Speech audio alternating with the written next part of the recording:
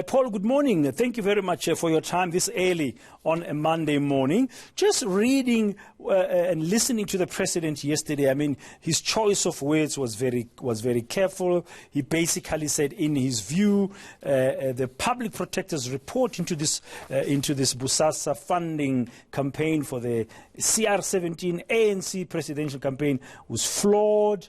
And he also referred to the Constitution.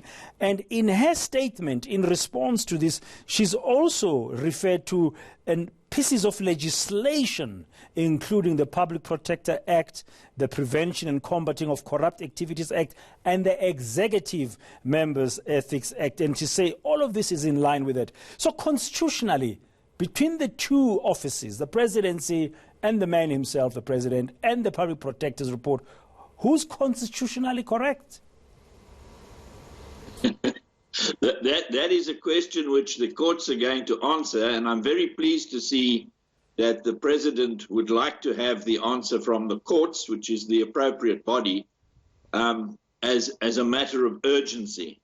But if we reel it back to the beginning, which was that Absa lifeboat case, in January 2017, when you and I were much younger, Accountability Now complained to the Justice Portfolio Committee in Parliament that this woman, who is now our public protector, is an incompetent and dishonest official who needs to be held to account for lying to us about the existence of her preliminary report in that Absa lifeboat matter, which led to the decision which is going to be made later today by the Constitutional Court as to whether she should be held personally liable for some of the costs that were incurred by the Reserve Bank, which really had nothing to do with the complaint that had been made in that matter. So the lesson to be learnt here, and I hope that the Portfolio Committee in the 6th Parliament understands this properly, is that if you don't hold officials to account, you get this kind of mess. And the report of the Public Protector in this matter is a bit like a curate's egg. In parts, it is correct, and in parts, it is hopelessly wrong. She cannot possibly expect any court to back her up when she says that the president acted in good faith, but he deliberately and or inadvertently misled Parliament. It's a matter of plain English. You can't act in good faith and mislead somebody, and you certainly can't mislead somebody either inadvertently or willfully. They're opposites. So that part of the report will not stand at all. And now, however, when she... And now, sorry, Paul, and now overnight she's issued a statement welcoming the president's announcements to approach the courts. What she should have done was said, whoops, I've made a mistake.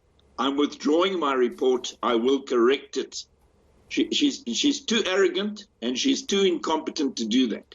But she's saying her findings are factual and they were carried out in an impartial and independent process. On the one hand, people are saying, some analysts, we played Prince Mashele's view, a political analyst a short while ago, saying the president yesterday did not really answer questions that I have to do. Prince Mashele should have done his homework properly.